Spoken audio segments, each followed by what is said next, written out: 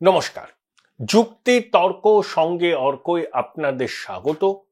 আপনাদের সঙ্গে আমি অর্কপ্রভ সরকার। শিরোনামটা দিয়েছি ইউনূসের থোতা মুখ ভোতা করে দিল রাষ্ট্রপুঞ্জ। একটা সংস্থা আছে যার মান্যতা সবাই দিয়ে থাকে, রাষ্ট্রপুঞ্জও দিয়ে থাকে, রাষ্ট্রপুঞ্জের মানবাধিকার কমিশন। সেই সংস্থাটার নাম হচ্ছে হিউম্যান রাইটস ওয়াচ। এটা আমেরিকা বেসড। তারা জুলাই অগাস্ট গণ অভ্যুত্থানের সময় মানবাধিকার কি লঙ্ঘন হয়েছে এবং তারপরে বাংলাদেশে মানবাধিকার সংক্রান্ত যা পরিস্থিতি সে সম্পর্কে তথ্য সংগ্রহ করছে, তারা রিপোর্টও প্রকাশ করবে।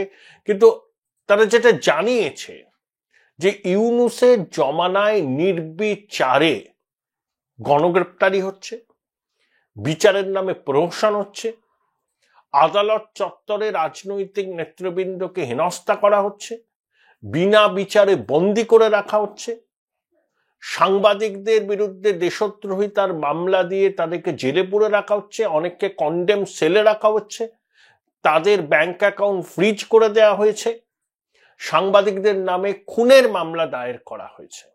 অর্থাৎ এগুলো যে নিছক প্রতিহিংসার বশে করা, এটা নিয়ে কিন্তু হিউম্যান রাইটস ওয়াচের কোনো সন্দেহ নেই।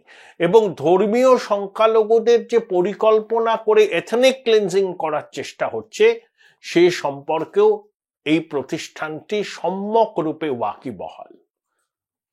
এই প্রতিষ্ঠানটি বিভিন্ন সরকারকে সুপারিশ করে এবং সেই সুপারিশগুলো যাতে সরকার কার্যকরী করে তার জন্য অনুরোধ করে। সুপারিশ কার্যকর করা বা না করা পুরোটাই সরকারের সিদ্ধান্তের উপর নির্ভরশীল। কিন্তু হিউম্যান রাইটস ওয়াচ সুপারিশ করে এবং তাদের একটা লেজিটিমেসি আছে সারা বিশ্বে এবং রাষ্ট্রপুঞ্জ তাদেরকে মান্যতা দেয়। ইউনূস তো ডেমোক্রেট প্রশাসনের কোলের ছেলে। সেই America based human rights watch যখন এই ধরনের প্রতিবেদন বার করে, এই ধরনের সুপারিশ করে, তখন বুঝতে হবে যে ইউনূসের থোতা মুখ সত্যি ভোতা হয়ে গেছে। আমি বলেছি না যে ইন্টারন্যাশনাল লেভেলের বাটপার এবং রুটলেস ওয়ান্ডার এই লোকটা। ও শুধু নিজের পরিবার এবং প্রতিষ্ঠানের স্বার্থ বোঝে। 18 কোটি বাংলাদেশের স্বার্থ ওর কাছে কিচ্ছু না। তাদের স্বার্থ জলাঞ্জলি দিয়ে দেবে শুধুমাত্র নিজের স্বার্থ সুরক্ষিত রাখার জন্য।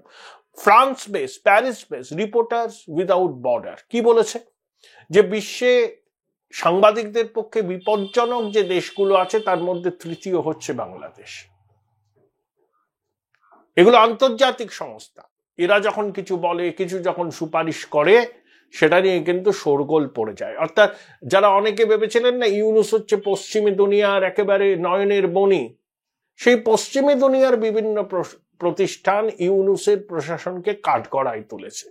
অর্থাৎ কার্যত ওর থোতা মুখটা ভোঁতা করে দিয়েছে। কি নির্লজ্জভাবে এই লোকটা মিথ্যা কথা বলে।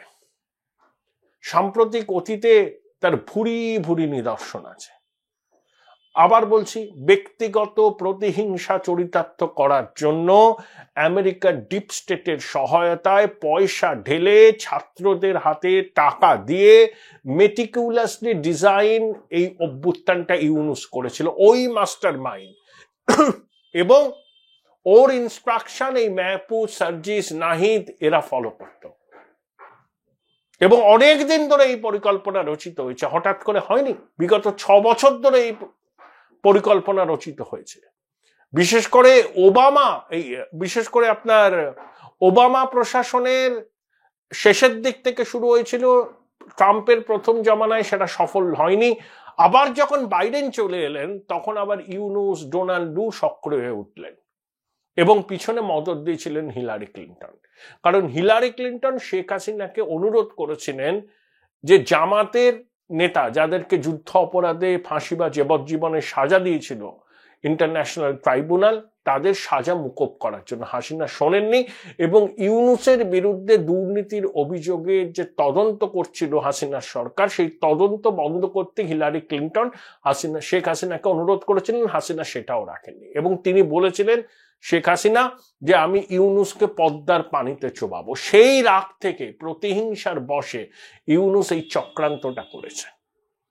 কিন্তু দেখুন, ওর তো নিজের কোনোদিন সরকারি প্রশাসন যন্ত্রে সামিল হওয়ার অভিজ্ঞতা নেই। যা করেছে ওর মাইক্রো ফিন্যান্স এবং গ্রামীণ ব্যাংক। আরে গ্রামীণ ব্যাংক আর মাইক্রো ফিন্যান্সের কর্তা হয়ে 18 কোটি বাঙালির ভাগ্য নিয়ন্ত্রণ করা যায়? ডক্টর মনমোহন সিং, তিনি ব্যুরোক্র্যাট, ইকোনমিস্ট, যোজনা কমিশনের ডেপুটি চেয়ারম্যান ছিলেন, অর্থনৈতিক উপদেষ্টা ছিলেন, রিজার্ভ ব্যাংকের গভর্নর ছিলেন, অর্থমন্ত্রী ছিলেন,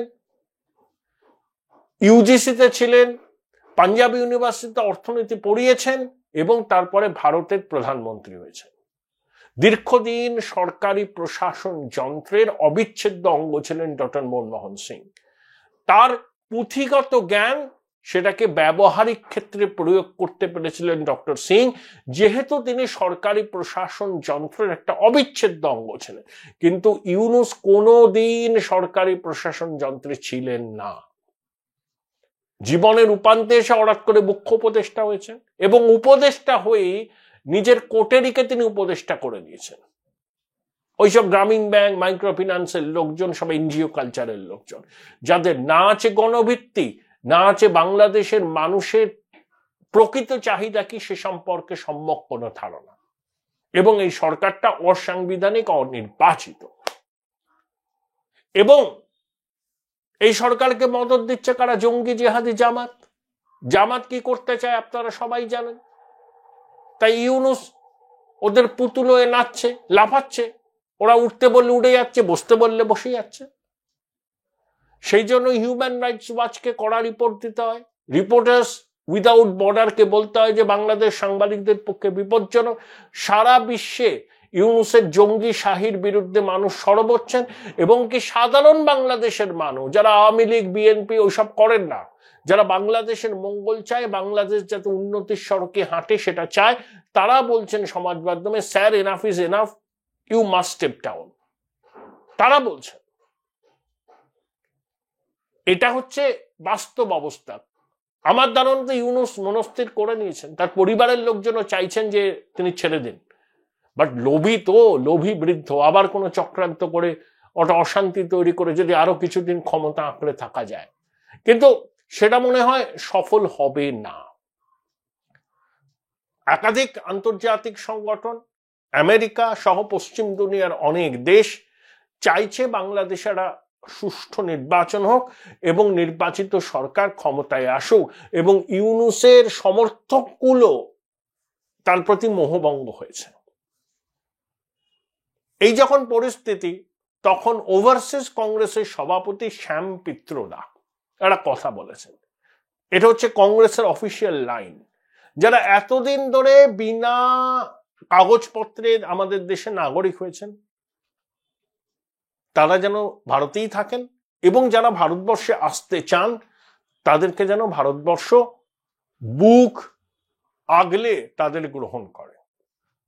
অর্থাৎ এই যে বাংলাদেশের অনুপ্রবেশকারীরা আসবে, এই জনারণ্যে মিশে যাবে, ওই আনসার আল বাংলার জঙ্গি কাজ করবে, স্লিপার সেল হবে, এইসব হোক, শ্যাম পিত্রোদার কোনো আপত্তি নেই। এগুলো হচ্ছে কংগ্রেসের আনুষ্ঠানিক মত। লোকসভা নির্বাচনের আগেও তিনি অনেক কথা বলেছিলেন, কংগ্রেস তাকে বহিষ্কার করেছিল। আবার নির্বাচন মিটে যাওয়ার পর শ্যাম পিত্রোদা স্বমহিমায় রাজীব গান্ধীর বন্ধু, সেজন্য রাহুল তাকে খুব পছন্দ করেন। এগুলো হচ্ছে ওই ইকোসিস্টেমের মনোভাব। আমরা তো বলছি ভারতে কারা আসবেন? আফগানিস্তান, পাকিস্তান, বাংলাদেশ থেকে যারা ধর্মীয় কারণে নিপীড়নের শিকার হবেন, হিন্দু, বৌদ্ধ, খ্রিস্টান, জৈন। কারণ পাকিস্তান, বাংলাদেশ, আফগানিস্তানে ধর্মীয় কারণে কোনো মুসলমানরা নিপীড়নের শিকার হতে পারেন না, কারণ ওই তিনটে দেশেই রাষ্ট্রধর্ম হচ্ছে ইসলাম। স্বাধীনতা 71 সালে বাংলাদেশে হিন্দু পপুলেশন কত ছিল? 23%। এখন কত? 8%। পাকিস্তানে 1%, আফগানিস্তানে সামান্য কয়েকশো আছেন।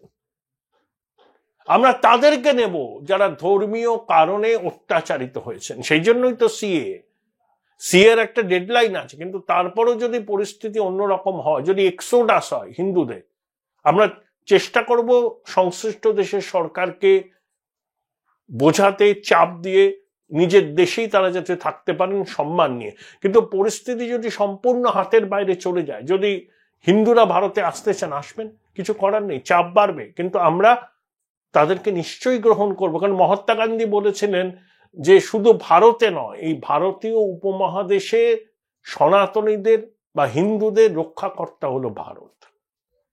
95% হিন্দু বিশ্বের এই ভারতবর্ষে বাস করে, তাদেরকে আমরা গ্রহণ করব যদি নিদারুণ অপারগতার জন্য তারা নিজেদের মাতৃভূমি ছাড়তে বাধ্য হন। যাকে তাকে গ্রহণ করব না। জঙ্গি জেহাদি নিজের ধর্ম পরিচয় লুকিয়ে জনারণ্যে ঢুকে গিয়ে এখানে মিশে যাবেন, তারপর ইকোসিস্টেমের পক্ষে তারা ভোট দেবেন, তাদেরকে নেব না। এদেরকে খুঁজে বার করতে হবে। দিল্লি পুলিশেরা বাঙালি অফিসারদের নিয়ে সেল তৈরি করেছে যাতে বাংলাদেশি অনুপ্রবেশকারীদের সঠিকভাবে আইডেন্টিফাই করা যায়, ভাষা যাতে কোনো সমস্যা তৈরি করতে না পারে। শ্যামপিত্রদার মতো লোকদের এই ধরনের বক্তব্য আসলে ওই ইকোসিস্টেমের প্রকৃত মনোভাবেরই প্রকাশ। দেখুন, ইউনূস সরকার সীমান্তে উত্তেজনা বাড়াচ্ছে, মানুষকে উস্কে দিচ্ছে, ভারত বিরোধী জিগির তুলছে, সর্ষে খেতে বিজেপি বাংকার করছে, বাংলাদেশের অধিবাসীরা ভারতীয় ভূখণ্ডে ঢুকে ফসল কাটছে, ভারতীয়রা বাধা দিচ্ছে, হানাহানি হচ্ছে, একজন মারা গেছেন মৌলভীবাড়িতে, ভারত বাংলাদেশ বর্ডারে ত্রিপুরায়। ইউনূস এবং তার জঙ্গি সহযোগীদের এই ভারত বিরোধী আস্ফালন সাধারণ মানুষকে কিন্তু উত্তেজিত করে তুলছে। ছোটখাটো ঘটনা থেকেই কিন্তু বড় ঘটনার সূত্রপাত হয়। আমাদের সবাইকে সতর্ক থাকতে হবে, বিশেষ করে ভারতবাসীকে সতর্ক থাকতে হবে, কারণ ইউনূসের প্রশাসন প্ররোচনা দেবে, আমরা যেন সেই প্ররোচনায় পা না দিই, এটা আমাদের নিশ্চিত করতে হবে। Join Indian Institute of Hotel Management now. Right choice, right decision.